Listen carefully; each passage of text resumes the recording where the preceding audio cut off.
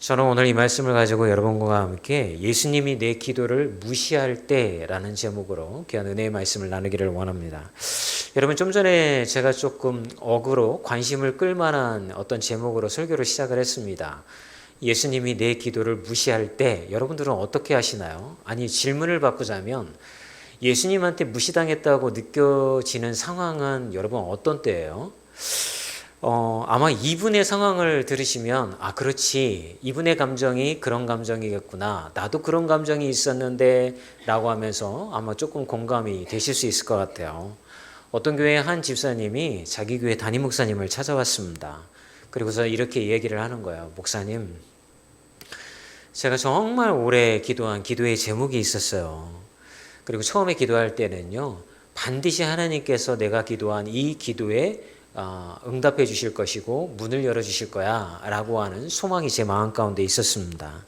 그런데요, 예배마다 기도하고 오랫동안 기도했는데도 불구하고 기도해도 달라지는 게 아무것도 없더라고요. 오랜 시간 기도했는데도요, 하나님은 뭐하고 계시는 건지 제 주변의 상황이 달라지는 것도 없고 기도 응답이 되어지지 않는 것 같더라고요.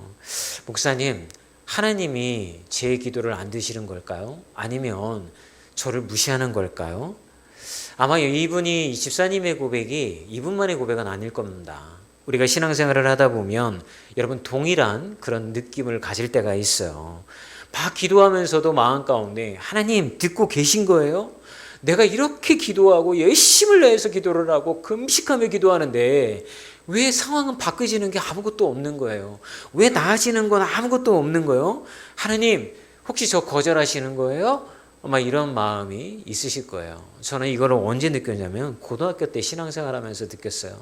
그때 저희 집 상황이 안 좋아진 상황이 있었어요. 그때 제가 하나님 앞에 뭐라고 기도했냐면, 하나님, 우리 어머니가 매일같이 철야 기도한다고 교회 가서 365일 철야하고 새벽에 오시는데 왜 우리 가정은 상황이 바뀌는 게 없어요? 경제적인 문제였어요. 왜 바뀌는 게 없어요? 이러면서 하나님 앞에 제가 막 울면서 막 기도했던 적이 있어요. 그러면서 속으로, 그래, 내가 군대 갔다 오면 아마 상황은 더 좋아질 거야. 갔다 왔는데도 상황은 똑같아. 이게 뭐야? 하나님은 나 무시하는 건가? 아니면 내가 기도를 잘못했나? 하나님이 내 기도를 거절하신 건가? 이런 생각이 제 마음 가운데 들더라고요. 여러분, 오늘 본문에 나와 있는 이 수로보닉의 한 여인도 아마 이 똑같은 상황 가운데 놓여 있는 것 같습니다.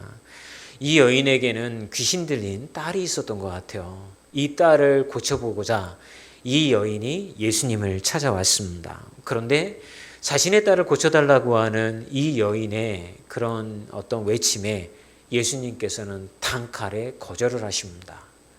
근데 이 동일한 사건이 마태복음에도 기록이 되어져 있거든요. 근데 거기는요, 더 적나라하게 표기가 되어져 있어요. 뭐라고 하냐면, 수로보닉의 여인이 예수님에게 자기 딸을 고쳐달라고 하니까 예수님께서요, 이런 그러니까 아무 말도 안 하신 거예요.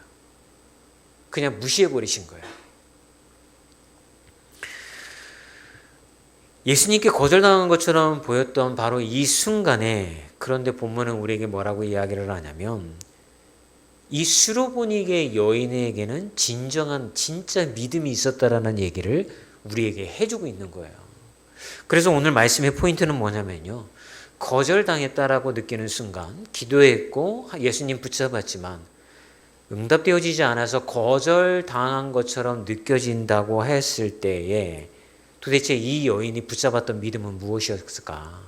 그리고 우리가 우리의 삶에도 예수님께서 응답하시지 않아서 거절당하는 것처럼 느껴진다고 계시다고 한다면, 이 여인처럼 이 여인의 믿음을 여러분들이 붙잡으시기를 주의 이름으로 축원합니다. 이 여인이 가졌던 믿음은 어떤 믿음이었을까요? 첫 번째는요, 바른 믿음은 예수님을 문제 해결사가 아니라 주님으로 하는 믿음을 이 여인은 가지고 있었던 것입니다. 24절부터 26절의 말씀을 우리 함께 읽어보도록 하겠습니다. 예수께서 일어나사 거기를 떠나 두로 지방으로 가서 한 집에 들어가 아무도 모르게 하시려 하나 숨길 수 없더라. 이에 더러운 귀신 들린 어린 딸을 둔 한 여자가 예수의 소문을 듣고 곧 와서 그 발 아래에 엎드리니, 그 여자는 헬라인이요 수로보닉의 족속이라. 자기 딸에게서 귀신 쫓아내 주시기를 간구하거늘. 아멘. 여러분, 이 여인은 그냥 소문을 듣고 예수님을 찾아온 거예요. 예수님이 찾아가면 질병이 나을 수가 있겠구나. 우리 아이에게서 귀신이 떠나갈 수가 있겠구나. 이거 하나 바라보고 예수님을 찾아온 거죠. 그런데 예수님은 이 여인의 요구를 단박에 거절합니다. 그런데 이렇게 거절당하고 난 후에 이 여인의 고백에 좀 주목을 해주셨으면 좋겠어요. 뭐라고 이 여인이 28절에 고백을 하냐면 함께 읽어보겠습니다. 말씀 구절 있으면 시작. 여자가 대답하여 이르되 주여 올소이다마는 상 아래 개들도 아이들이 먹던 부스러기를 먹나이다. 아마 여러분들이 이 구절 가운데 주목하는 것은 상 아래에 있는 개들도 부스러기를 먹나이다 라고 하는 구절에 주목하실 수 있을 것 같아요. 맞는 말이에요. 그런데 그보다 앞서 우리가 먼저 주목해야 되는 단어가 있어요. 그게 뭐냐면 주여 라고 이 여인이 고백하고 있다라고 하는 것입니다. 마태복음에 가면 아까 동일한 사건이 있다고 말씀을 드렸잖아요. 그런데 그때에 이 여인이 뭐라고 이야기를 하냐면 주 다윗의 자손이요 나를 불쌍히 여기소서라고 이렇게 고백한다라고 더 자세하게 설명이 되어 있어요. 이 얘기가 무엇이냐면 이 이방인이요 즉 헬라인이었고 수로보니게 족속이었고 유대인이 아니었던 이 여인이 예수님을 어떤 존재로 알고 찾아왔다라고요? 메시아 하나님의 아들이라고 하는 믿음, 그걸 가지고 예수님을 찾아왔다라고 오늘 성경은 우리에게 설명해 주고 있는 것입니다. 여러분, 이 주라고 하는 단어는 여러분 그래서 중요한 거예요. 사랑하는 여러분, 우리는 예수님을 찾아올 때에 주님으로 여기고 찾아오지 않는 경우가 많습니다. 야, 예수님 찾아가면 문제가 해결될 수 있을 것 같아. 예수님만 찾아가면 내 경제적인 문제가 해결될 수 있을 것 같아. 예수님 찾아가면 내 자녀의 문제가 해결될 수 있을 것 같아 라고 예수님을 문제 해결사로만 바라보며 생각하는 경우도 많다라고 하는 거예요. 아마도 이 수로보니게 여인이 첫걸음을 떼었을 때에는 소문으로 들으니 예수님을 만나기만 하면 질병도 귀신 들림도 다 낫게 된다 라고 하는 이야기를 듣고 문제 해결사로 여기고 발걸음을 뗐을 수도 있어요. 그런데 결정적인 순간에 이 여인은 예수님에게 뭐라고 고백하고 있습니까? 주님, 이렇게 고백하고 있다라고 하는 거예요. 여러분, 주님이라고 하는 뜻을 아십니까? 선생님이라고 하는 높임말이 아닙니다. 주님이라고 하는 것은 내 삶의 최종 결정자이십니다 라고 하는 고백이 바로 주님이라고 성경은 얘기해주고 있다라고 하는 것입니다.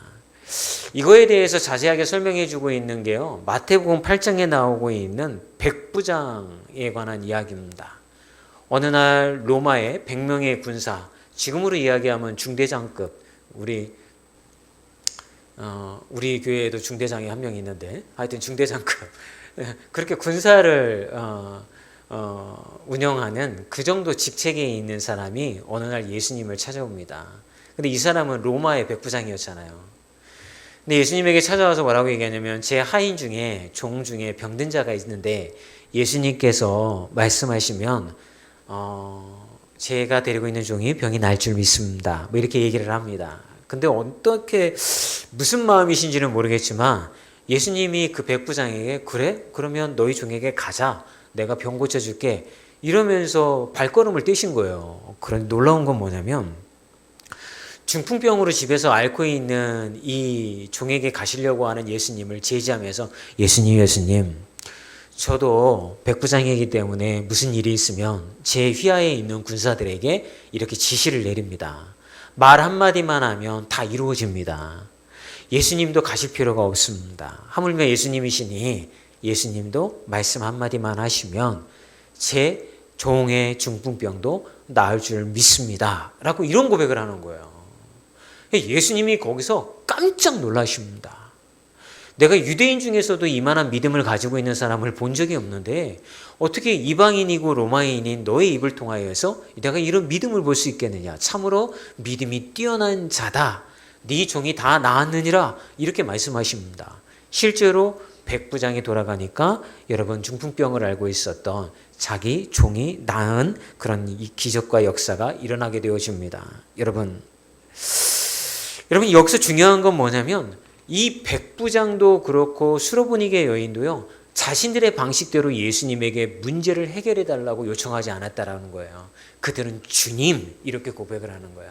말씀 한마디면 말씀대로 모든 것이 일어나게 해주시는 주님. 그분이 역사하시면 내가 생각하고 불가능했던 그런 일들도 말씀 한마디로 이루어지는 주님. 모든 것을 주관하시고 모든 것을 인도해 가시는 주인 되신다라고 하는 고백이 바로 주라고 하는 고백인 줄 믿습니다. 그래서 여러분 이게 참 중요한 거예요. 여러분 교회를 오래 다녀도요, 예수님을 주로 고백하고 있지만 정말 그렇게 믿는 사람들은 많지 않습니다. 혹시 여러분들 중에서도 그동안 신앙생활을 해오면서 예수님을 문제 해결자로만 알고 신앙생활을 하신 분이 계시지 않습니까? 여러분 제자들을 한번 보세요. 제자들은요, 갈릴리 바닷가에서 풍랑이 멈추는 것도 경험했고요, 오병이의 기적, 물고기 2마리와 떡 5개로 5천 명이 넘는 사람들이 배부르게 먹는 사건도 경험했어요. 그런데 문제가 뭡니까? 경험은 했지만 예수님을 정말 자신들의 삶을 주관하는 주님으로 제자들도 받아들이지 않았다라고 하는 거예요. 여러분 그 차이가 무엇일까요? 정보와 믿음의 차이라고 하는 것입니다. 제가 가끔 청년들을 지도를 하다 보면 목회자 자녀들에 대한 걱정이 많습니다. 왜냐하면 목회자 자녀가 아닌 친구들은 어쨌든 간에 주님을 만나서 회심하여서 교회를 다녀요. 그런데 목회자 자녀들은 태어나 보니까 교회예요. 태어나서 논 데가 교회고, 태어나서 처음 만난 사람들이 교회 집사님들이에요. 너무나도 익숙한 문화 가운데 그들이 결정적으로 주님을 만날 기회가 별로 없는 거예요. 그런데 그렇게 자라났던 친구들이 교회 생활이 너무 익숙하니까 당연히 정말 나의 삶을 정적으로 인도해 가시는 분이 주님이다라고 하는 믿음의 고백도 하기가 힘들어질 것 같다라고 하는 생각이 드는 거예요. 그래서 우리 그 목회자 자녀들을 볼 때마다 너희들이 정말 너희들의 하나님을 만나야 된다. 너희들의 삶을 주장하시고 인도해 가시는 그 하나님을 너희들이 만나지 아니하면 너희들의 아버지가 목사님이고 어머니가 사모님이어도 백날 소용없다. 놀라운 건 뭐냐면 목회자 자녀의 50%는 정말 신앙이 뜨거워서 열심히 신앙생활하고요, 나머지 50%는 뜨뜻미지근하고 그 50% 중에 한 20%는 교회를 다니지 않습니다.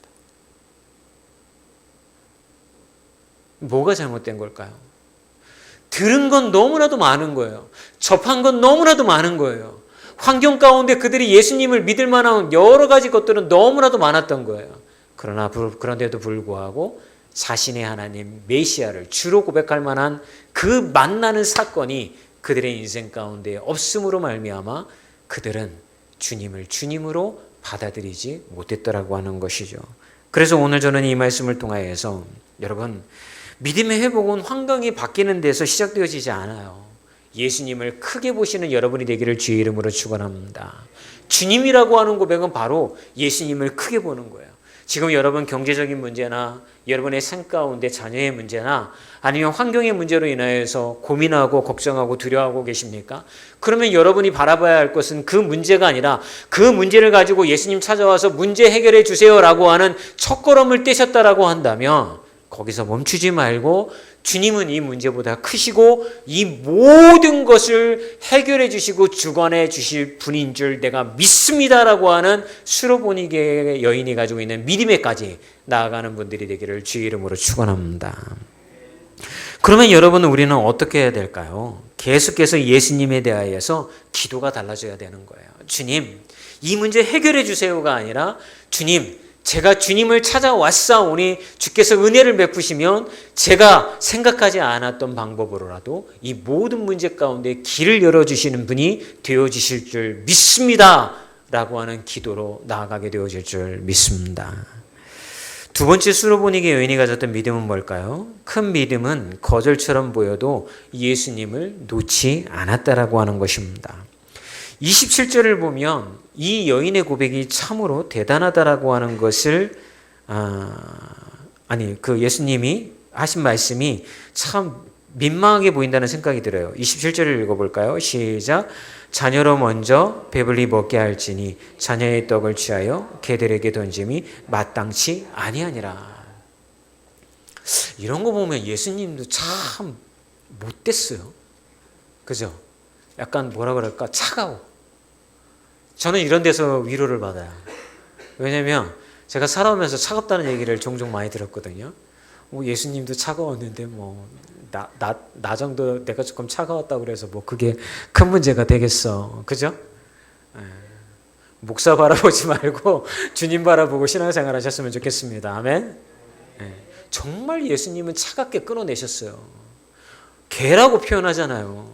그죠? 근데 놀라운 건 뭡니까? 28절이에요. 중요한 건. 뭐라고 이야기를 하고 있습니까? 여자가 대답하여 이르되 주여 올소이다마는 상 아래 개들도 아이들이 먹던 부스러기를 먹나이다. 이 여인은 예수님이 그렇게 매몰차게 거절하심에도 불구하고 다시 한번 예수님을 붙잡았던 것입니다. 사랑하는 여러분, 우리가 누군가에게 이런 거절을 당하면 어떤 마음이 듭니까? 참 자기가 얼마나 잘났으면, 아니 아무리 능력이 있으면 뭐해, 인성이 안 됐어. 인성이 능력이 있으면 뭐하냐고, 사람을 사람으로 대할 줄 알아야지. 아마 이러면서 불평불만할 수도 있을 것 같잖아요. 그런데 이 여인은 거기서 포기하지 않습니다. 예수님이 그렇게 모멸차게 자기를 거절하고 정말 자기를 개로 취급하여서 거절하였음에도 불구하고 그 자리에서 다시 한번 얘기를 하는 거죠. 예수님 옳습니다. 저는 개입니다. 하지만 상 아래에 있는 개들도 아이들이 먹던 부스러기를 먹지 않습니까? 그러면서 예수님을 다시 한번 열정적으로 붙잡는 장면을 오늘 보게 되어집니다. 저는 이 장면이 굉장히 중요하다고 생각이 들어요. 여러분, 혹시 여러분들이 기도했던 기도의 제목이나 상황 가운데에서 응답되어지지 않는 것으로 인하여 거절당했구나, 뭔가 문제가 있구나 이렇게 생각이 들었다 하더라도 거기서 주저하지 말고 상황 바라보지 말고 다시 한번 주님 붙잡는 여러분이 되기를 주의 이름으로 축원합니다. 그럴 때 여러분, 하나님의 역사가 일어나게 되어지는 거예요. 29절에 보았더니 바로 이어서 어떤 일이 벌어졌습니까? 예수께서 이르시되 이 말을 하였으니 돌아가라, 귀신이 네 딸에게서 나갔느니라 하시매. 이 여인이 그 자리에서 불평불만하면서 돌아섰다고 한다면 하나님의 역사는, 응답은 이루어지지 않았을까요? 자기 딸아이의 귀신 들림이 해결되어지지 않았을 거예요. 그런데 그 여인은 그 모멸감을 가지고 그 자리에서 다시 한번 일어나 예수님을 붙잡고, 주님, 저는 이 은혜를 받을 만한 유대인도 아니고 하나님의 자녀로 인정받는 유대인도 아니고 유대인들이 얘기하는 것처럼 이방인으로서 개 취급을 받지만 저는 그래도 은혜 받았으면 좋겠습니다. 주님이 저의 삶 가운데 들어오셔서 인도해 주시고 축원해 주셨으면 좋겠습니다. 이런 간절한 마음을 가지고 딸아이를 예수님께 올려드렸단 말입니다. 여러분, 이것이 우리가 걸어가야 될 길인 줄 믿습니다. 응답되어지지 않아도, 무너지는 것 같아도, 그리고 정말 그런 것으로 인하여 마음의 상처를 받는 것 같아도 포기하지 말고 다시 한번 주님을 붙잡고, 주님, 하나님의 은혜를 구합니다. 제 경제적인 상황 가운데 하나님의 은혜를 구합니다. 제 삶 가운데 하나님의 빵 부스러기가 떨어지기를 원하옵고, 제 딸 아이의 삶 가운데 이 부스러기가 떨어지기를 원하오니 하늘의 문을 열어주시어서 그 작은 은혜라도 제가 누릴 수 있게 해달라고 고백한다고 한다면 하나님의 놀라운 은혜가 여러분의 삶 가운데 임하게 되어질 줄 믿고 응답되어질 줄 믿습니다. 저는 이제 말씀을 마치려고 하는데 그 중에 한 가지 드리고 싶은 말씀이 있어요. 그게 뭐냐면, 예수님께서 이 땅에 오셔서 우리의 모든 죄를 용서하시고 나서 우리를 어디로 초대하셨습니까? 우리가 예수의 피로 인하여서 예수님의 자녀가 되었잖아요. 그리고 난 이후에는 우리는 예수님이 앉아 계신 식탁에 초대받은 존재가 되어진 것입니다.